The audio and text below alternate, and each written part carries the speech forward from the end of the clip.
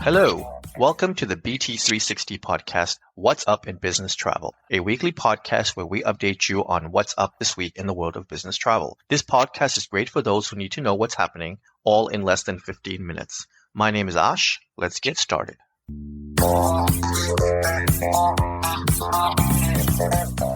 It is Monday, February 10th, and we have completed week 5 of 2025. As a reminder, BusinessTravel360.com is a great resource to take advantage of for everything business travel. Here you can listen to some great podcasts, take advantage of bonus points and status match offers that airlines and hotels are promoting, and even have fun with some great videos. Check all of this out at BusinessTravel360.com. Now, let's get to our headlines. Hyatt Hotels will buy Playa Hotels and Resorts for about $2.6 billion, including debt, net of cash, according to Hyatt, seeking to boost its presence in Mexico and the Caribbean.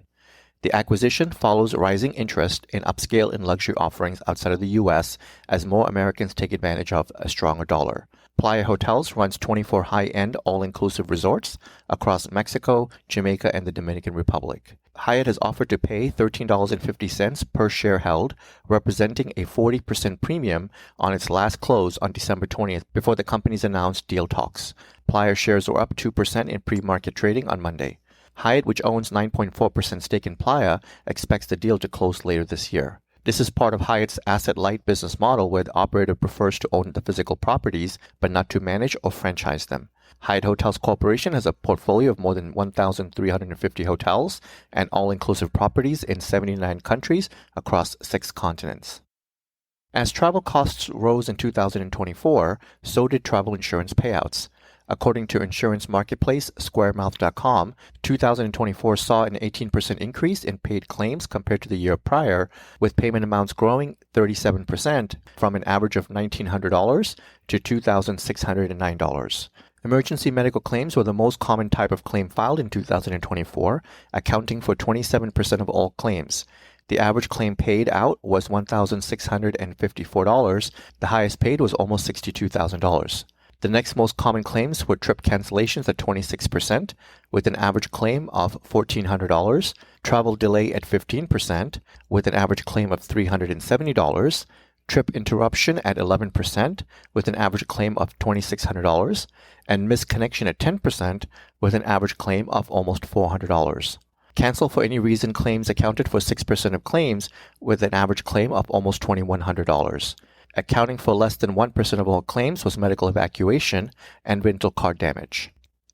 The Federal Aviation Administration said it would slow down the arrivals rate at Ronald Reagan National Airport, DCA, outside of Washington as weather and recovery efforts were affecting flight paths into the airport.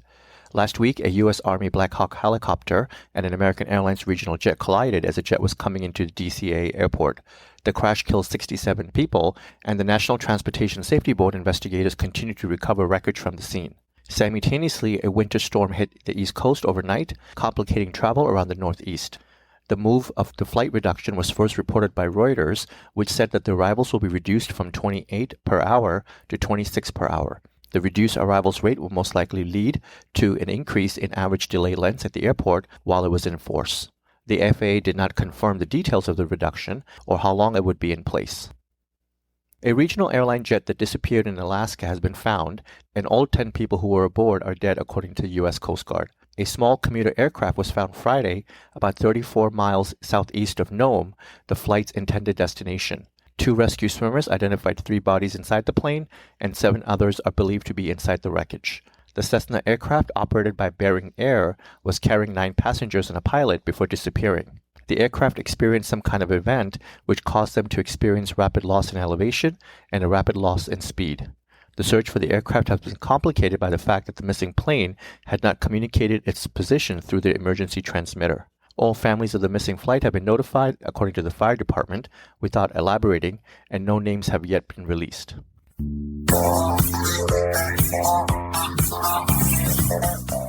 Now, in news that impacts the travel industry.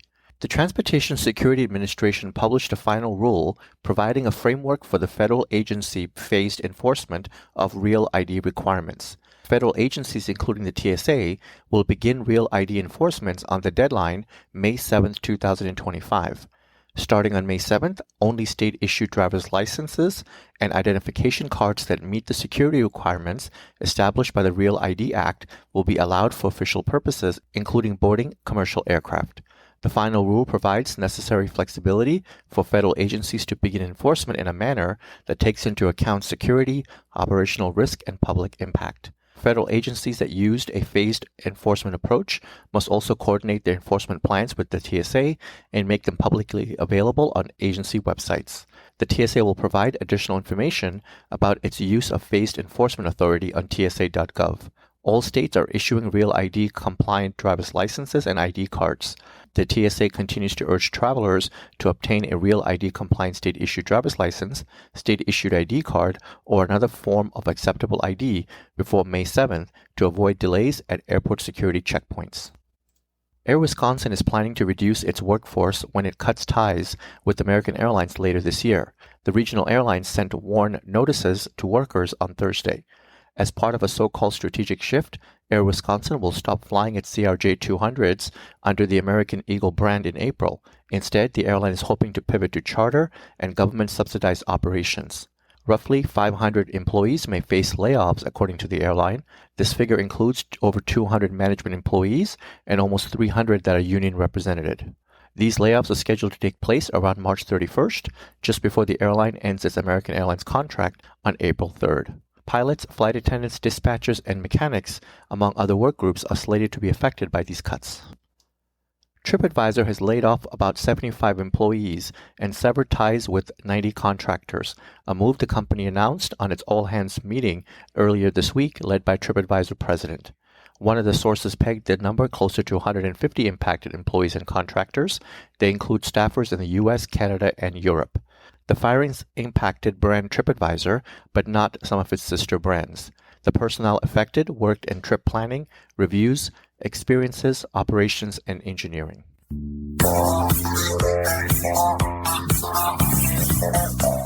Let's get to the news of mergers and new partnerships.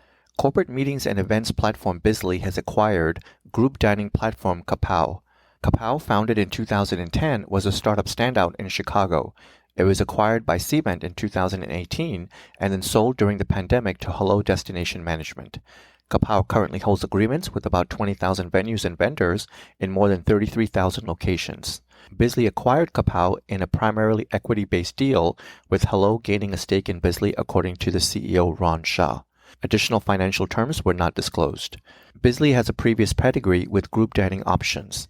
The meetings platform in 2018 collaborated with both Denova and Triple C to offer group dining bookings. According to the CEO, group dining and smaller off-site get-togethers have become the true centerpieces of meetings travel. The Kapow acquisition, he said, puts Bizly in a position to serve that shifting focus. Colombian travel management company Trafalgar Tours has joined Corporate Travel Management CTM's global agency network. About 48 travel professionals work at the Bogota-based Trafalgar Tours, which specializes in corporate and MICE travel, and is looking to enhance CTM's offerings to provide local support for customers. CTM reports its agency network of independent corporate travel management and meetings management agency covering about 100 countries.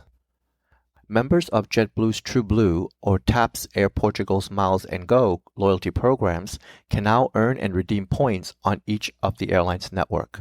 The partnership marks the first time that TrueBlue members will be able to redeem points on one of JetBlue's European airline partners.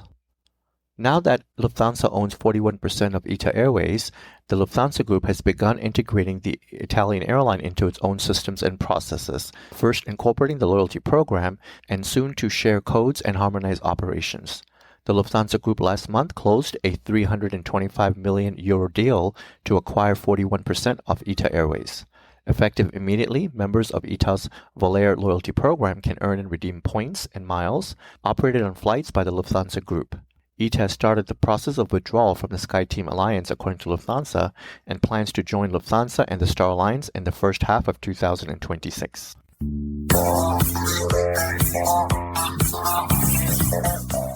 And now, news of travel services and improvements.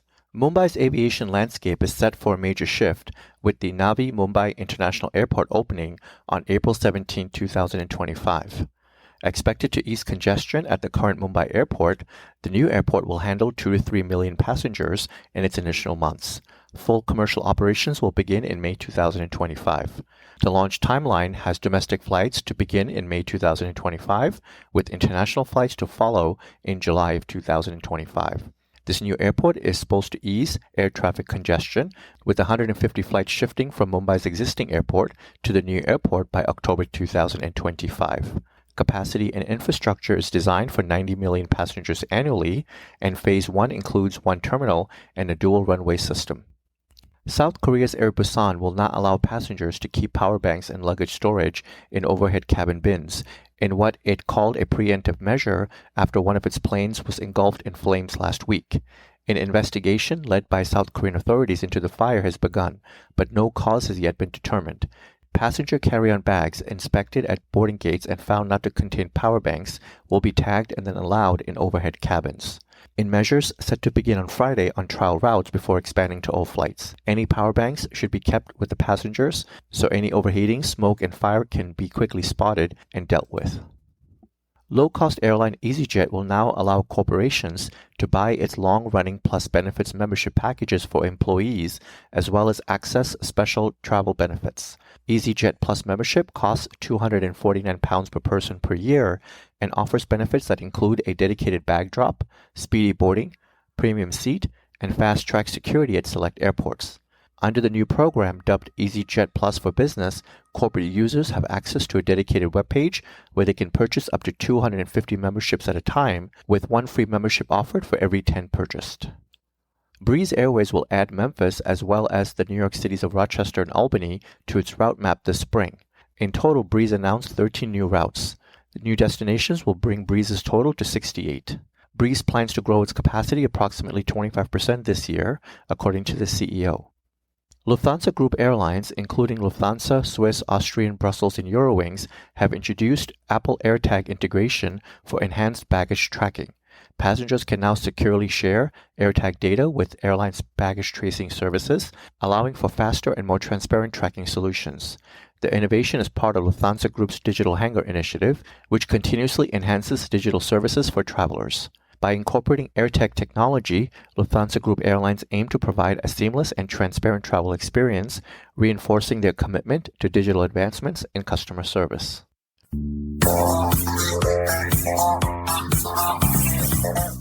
With that, thank you for joining us, and I would like to ask you to tune in again next week on Monday morning to get your weekly update. We hope that you will make this a regular part of your week and listen in while you're on the move or sitting back and sipping your coffee. You can subscribe to this podcast by searching Business Travel 360 on Apple or Google Podcasts, Spotify, iHeart, or Pandora.